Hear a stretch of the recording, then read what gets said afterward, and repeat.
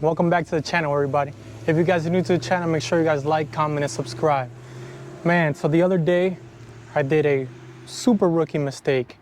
I went and got my 1,200 mile break-in service done and recorded this whole video of the dealership, so on and so forth. And the whole video was recorded on mute.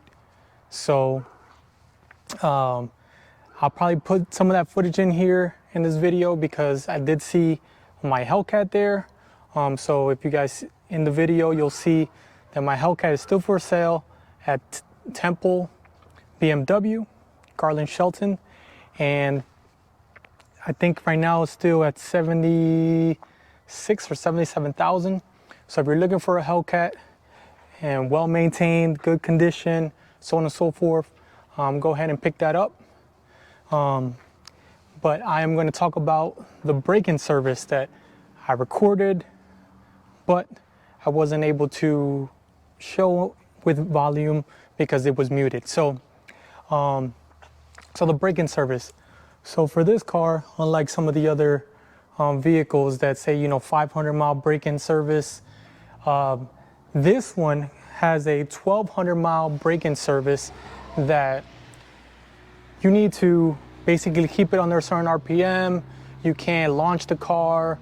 You can't go over 105 miles per hour, all that stuff. And that is because BMW, for M cars, they put in the engine and in the differential, they put a thinner fluid, a thinner lubricant.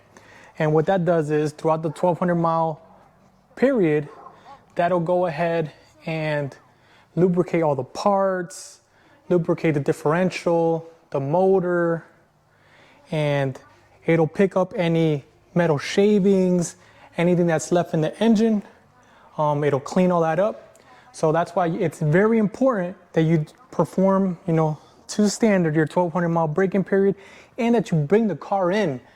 So BMW does have a way that they monitor the 1,200 mile break-in period, and BMW North America monitors that. And what that means is your car will get flagged if it gets past 1,500 miles and you still haven't performed that break-in service. And if you don't perform the break-in service, you could lose your warranty. So that's very important for those that, say, screw it, I'm not gonna bring it in or whatever. It's free. So you don't have to pay. All you have to do is schedule it and bring it on in. So I was able to perform that service. So now the car is good to go. So I have been able to get on it, a couple times since then. The weather's gotten a little better lately. See, I'm over here with a t-shirt. So good old Texas weather. But I do have some modifications that today I am going to talk about. So let's go. So the first modification I want to talk about is that I changed and I put the CSL daytime running lights. So let's take a look at them. See them here.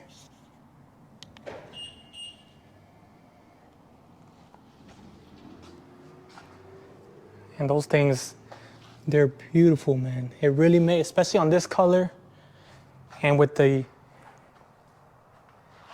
laser lights, it really brings out the color.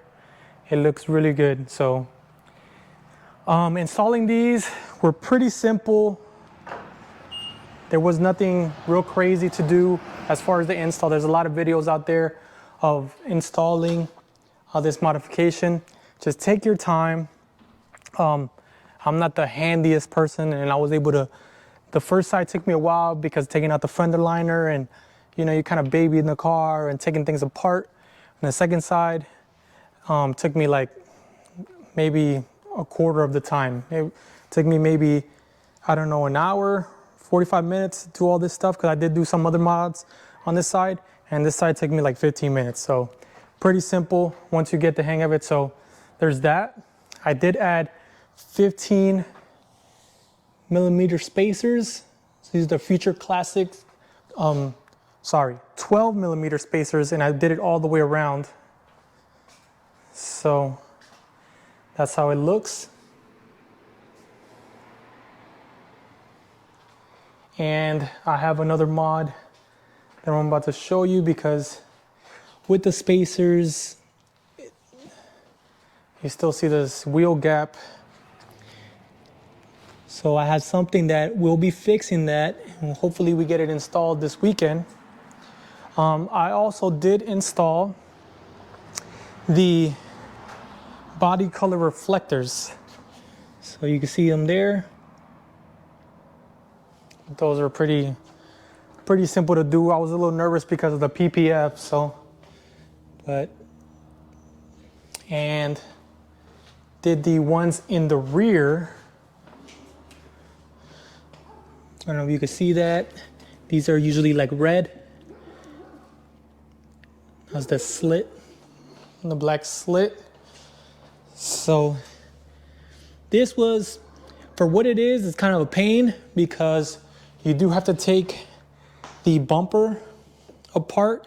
So when I was doing the spacers, I kind of did them in sequence. So I took the wheel off, took the fender liner off, and then I went in through the back. I pulled the bumper off, like at least this part off, and then I reached over, and it has 3 pins, and you just kind of squeeze them and push them out, and then you just slide these in. But you can't take them out this way. I mean, you probably could if you try to like put a screwdriver or something, but I just did it the right way. I took this off and I went through the back and pulled them off. And I don't know if anybody ever noticed, but when I did get the PPF, it did remove my M3 badging off. So to tell you the truth, I don't even remember if my badging was black or if it was silver or what it was, because I just had the car and I took it straight to the PPF shop, but it didn't have badges for a while. And now it has the M3 badge back there. What else? So this is how the spacers look.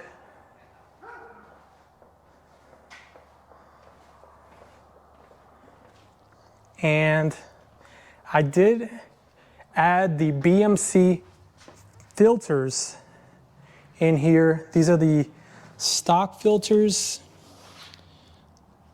So I did take them off. I'm about to just hold on to those, put them back in the box, and I ended up getting the BMC filters.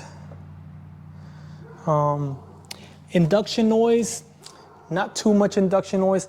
I think if the ones that were on the F80, I could hear more induction out of those BMC filters, but I do see the pants feel, I do feel like it has more power. Maybe slight bit of power. So, and then let me show you this other mod. Pretty simple mod, but I did add the M3 right there. So pretty simple mod. So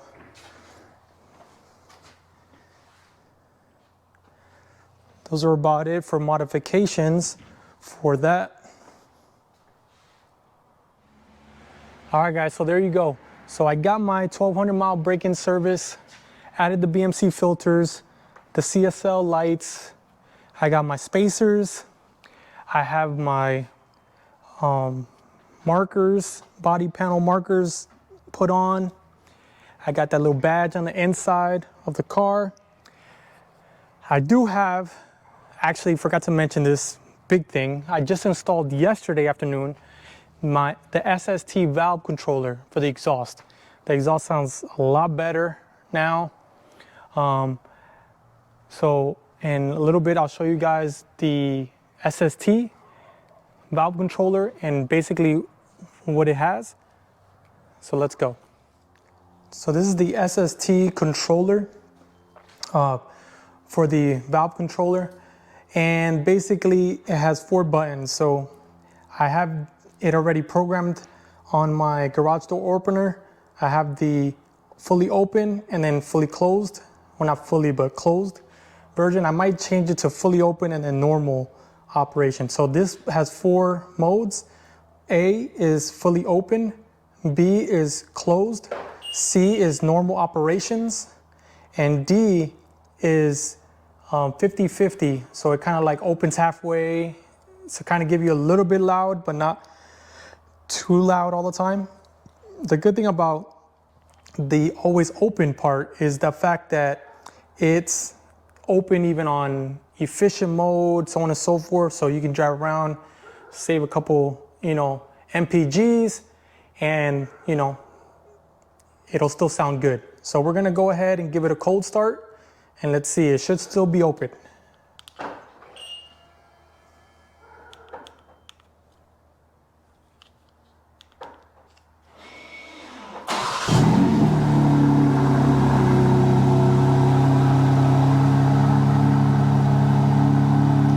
So this is all the way open, right?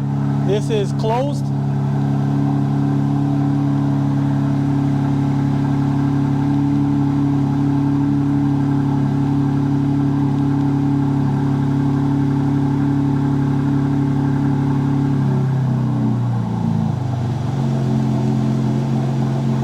So this is all the way open right now, right? You got to go inside, and I will turn it on.